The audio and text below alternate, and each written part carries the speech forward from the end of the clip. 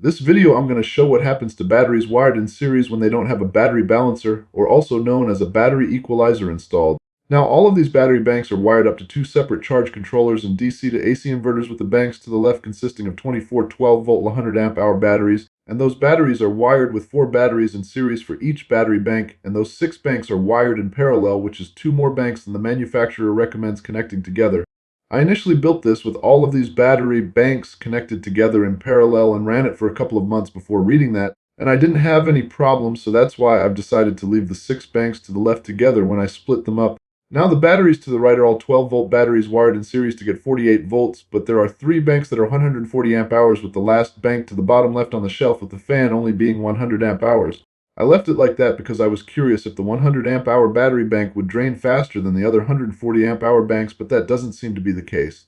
At this point, each of the inverters have about a 190 watt load running on them, so you will be able to see the battery banks drain when I have them on.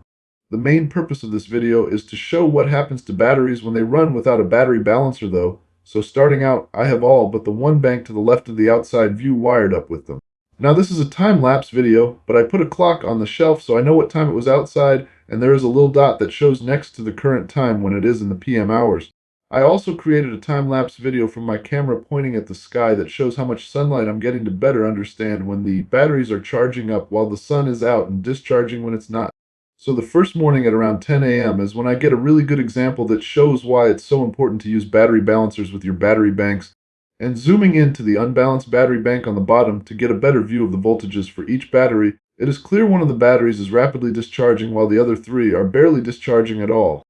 The battery banks above and to the right that both have battery balancers installed are maintaining a somewhat equal charge for each battery, so this is what convinced me to buy balancers for each battery bank. Before I had them installed, I had a couple batteries drain so much the BMS shut them down, so I had to pull the bank out and remove the battery to reset it. So at this point, when the battery was so low it wouldn't even power the volt monitor, I turned the lights on to switch my loads over to the grid, and then turned both of the inverters off.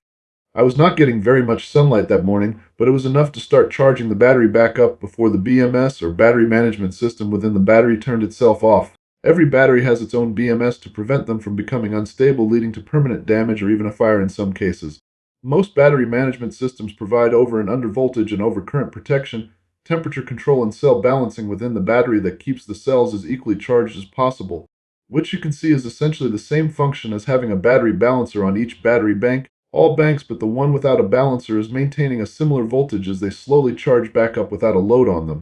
Then as the sun goes down, the battery voltages start to maintain their current state, except for the unbalanced battery bank below that starts to lose power on the one battery throughout the night. And the next day I will get enough sunlight to charge most of the batteries back up to over 13 volts, so I decided to install the last battery balancer on the unbalanced bank during the middle of the night. I also want to point out here that the moon can be seen at the top of these outside videos while the sun appears at the bottom, so hopefully that helps clear up any confusion. So at 4 in the morning, I installed the last battery balancer, which you should only do after you have all the batteries charged up all the way, but I'm curious if the batteries will still balance themselves out. I also decided to leave the inverters off to see if the batteries would balance themselves out after the install, since I also installed the last balancer on an unbalanced bank that was still off quite a bit. And the next day I didn't get very much sunlight, so the batteries didn't charge all the way back up, but I still decided to turn the inverters back on at 2 in the morning with each inverter running about 190 watts. Then the next day, with the load running on each of the inverters and 2 groups of battery banks, I get just enough sunlight to maintain the voltages, with it dipping as expected after the sun goes down. And the day after that was a mostly cloudy day, so I couldn't get a full charge on all the batteries during sunlight either, which led to the battery banks on the right getting low enough voltage to trigger a BMS to shut off. So at around 8 at night, I turned the inverters off again to remove the load on the batteries, but all the battery banks connected together on the right still shut down completely, as you will see here next.